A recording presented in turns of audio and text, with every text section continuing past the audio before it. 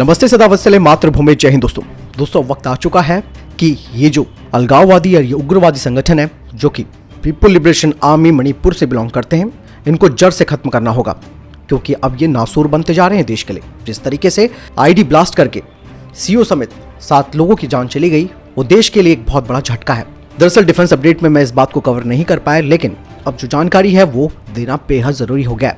शनिवार को हुए इस आतंकवादी हमले में असम राइफल के कमांडिंग ऑफिसर समेत 4 जवान और कुल 7 लोगों की जान चली गई। सबसे दुखद बात यह है कि सीओ के परिवार के 2 सदस्य भी इसमें शामिल हैं। असम राइफल के काफिले पर यह हमला मणिपुर के चुराचांदपुरा में हुई और अब पूरे देश भर में, चाहे रक्षा मंत्री है, प्रधानमंत्री हैं या गृह मंत्री, सबकी तरफ से इन उग्रवादी और आतंकियों के खिलाफ कड़ा एक्शन लिए जाने की बात सामने आ गई है। बता दें कि इन आतंकियों ने काफिले को आईडी ब्लास्ट से उड़ाया है और उसके बाद कमांडिंग ऑफिसर के काफिले के चल रहे वाहनों पर भी फायरिंग शुरू कर दी थी। यह हमला तब किया गया जब कमांडिंग ऑफिसर अपने बेस से बटालियन हेडक्वार्टर को लौट रहे थे। कमांडिंग ऑफिसर का नाम विप्लव त्रिपाठी है। इसमें उनकी पत्नी और 8 साल की बच्ची भी शामिल है, जिनकी जान चली गई है। रक्षा मंत्री राजनाथ सिंह ने तो यहां तक कह दिया कि हमने 5 बहादुर को खो दिया है, लेकिन अब हमलावरों को जल्द सजा मिलेगी। अब बताया जा रहा है कि इस हमले की जिम्मेदारी मणिपुर की पीपल लिबरेशन आर्मी ने ले ली है। इस आतंकी संगठन का जन्म 1978 में हुआ था और ये कई बार ऐसे हमले कर चुका है। दरअसल म्यांमार की सीमा पर भारत को जिस चीज की आशंका थी, अब वही होने लगा है। इससे पहले 2020 में भी हमारे 3 जवानों की शहादत हो गई थी। उस समय भी इन हथियारबंद पीएलए के उग्रवादियों ने 4 असम राइफल यूनिट के जवानों पर फायरिंग शुरू कर दी थी। लेकिन इनकी जड़ कौन है, ये बात आपको जानना बेहद जरूरी है। इनकी जड़ है ड्रैगन, यानी कि चाइना। वो लगातार इनकी मदद कर रहा है ताकि देश के अंदर अशांति फैले और वो खुद यानी कि चाइना अपने मंसूबों पर आगे बढ़ जाए। मणिपुर पीपल लिबरेशन आर्मी, जो कि एक उग्रवादी गुट है, 25 सितंबर 1978 में एन विश्वेश्वर सिंह ने इसका संगठन किया था। ये गुट भारत के पूर्वोत्तर राज्य मणिपुर को अलग स्वतंत्र सोशलिस्ट राज्य बनाने की मांग कर रहा है।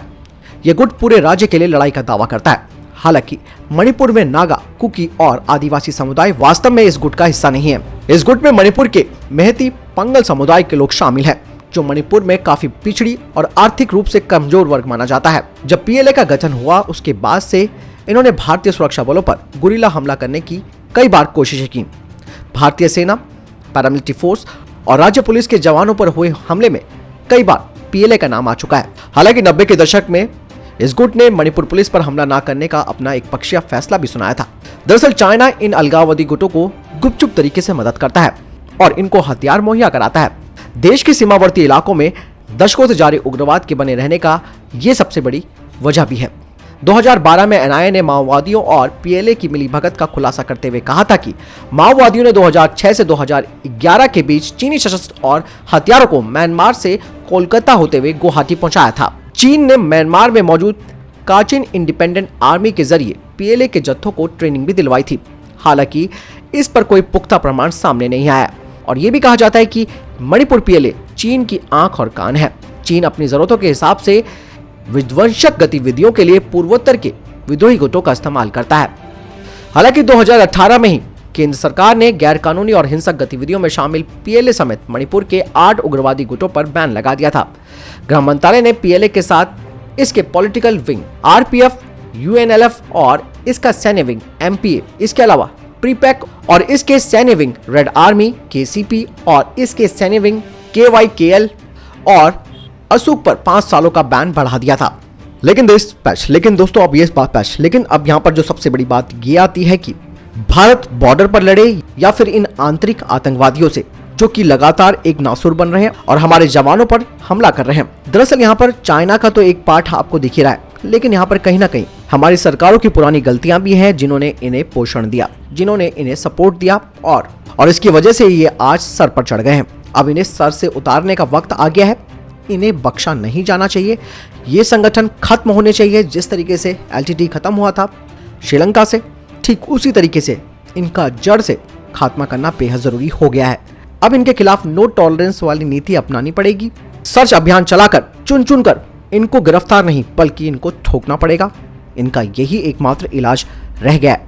और ये मणिपुर की जो पीएलए है वो चाइना की आंख और नाक का काम करती है और ऐसे में जब ये आंख और नाक दोनों ही फोड़ दिए जाएंगे, चाइना बौखला जाएगा। जिस तरीके से जम्मू कश्मीर में आतंकियों को चुन चुन कर ठोका जाता है, ठीक उसी तरीके से इनके खिलाफ भी ऐसी ही कार्रवाई करनी होगी। आपको क्या लगता है इस पूरे सिनेरियो के बारे में कमेंट सेक्शन में लिखकर जरूर बताएं, क्योंकि ये जो मुद्दा है वो काफी गंभीर है। जिस तरीके से ये लगातार उग्रवादी संगठन भारतीय सेना के जवानों को निशाना बना रहे हैं। आपको क्या लगता है कमेंट सेक्शन में लिखकर जरूर बताएं। मिलता हूं वीडियो के साथ। जय हिंद, जय भारत, वंदे मातरम।